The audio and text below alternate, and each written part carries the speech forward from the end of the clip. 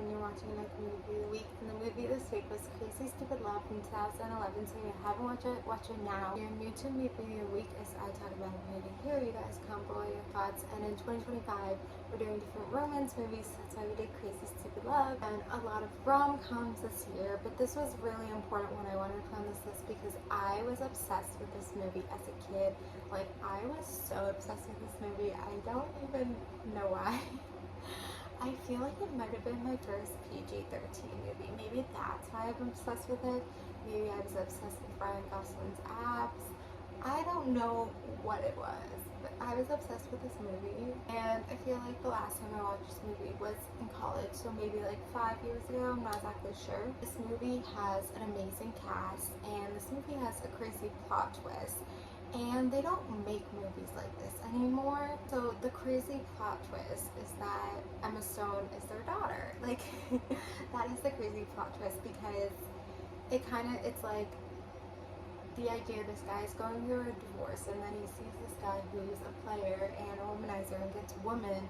And so he, like, learns from him and then he kind of becomes that, but then he's still in love with his wife and then they're trying to get together, but then this womanizer, he finally falls for a girl and then that girl turns out to be their daughter. So like, it's such a plot twist. And that scene where they're all like attacking each other in the backyard is like such a iconic scene, so amazing. This movie just was really well written, showing like different type of relationships and showing how relationships are hard.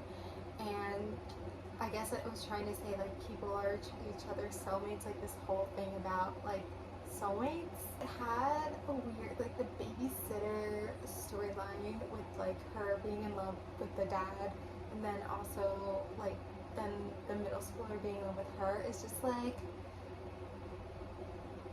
you know, like it's, and a part of me feels like they could have done the story without it. Like, I feel like it was strong enough with at that part with like the whole plot twist, because like obviously like that's not the plot twist, and it's like it's something that's just there, this extra that just like causes something. But it's just kind of weird that I feel like they also could have gone without it, or maybe just written a little bit different, because it's just kind of like the lines are a little blurred, and then in the end she like gives him the pictures, which is supposed to be like a funny thing, but it's like, that is so freaking weird. Like those are actual pictures. Like, he could share that with people. Like, it's just weird.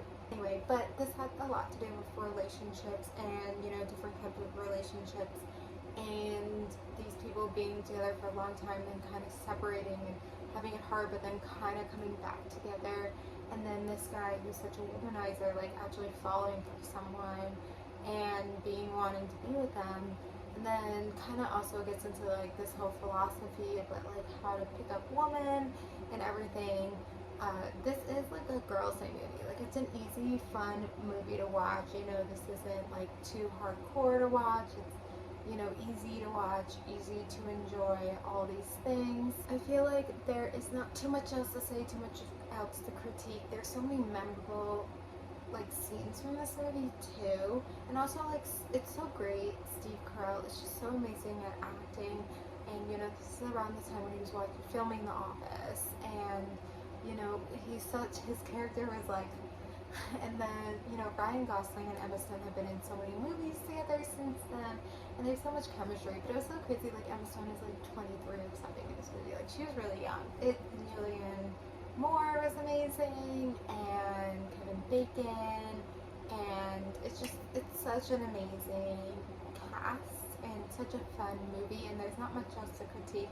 But I feel like if you haven't watched this movie, like, I'm glad you watched this movie, because it's a little bit different than other rom-coms, because rom-coms are usually just like this two couple, like it like has like focuses on like one relationship more, like, and this had like different relationships and was focusing on different things, and like sometimes it was focusing on one thing more than the other thing, or we like didn't see Emma's character for a while. Like, it just kind of had that where it's like different characters, kind of like those Valentine's Day movies where it's like different characters coming together, and they came together in a specific way. that, like, you know, if you're watching this for the first time, like, that is a big plot twist. Like, you wouldn't have thought, you know? Anyway, I'm gonna hear, you know, comment below your thoughts, and then the movie for next week is Clueless from 1995. So comment below your thoughts about Crazy Stupid Love.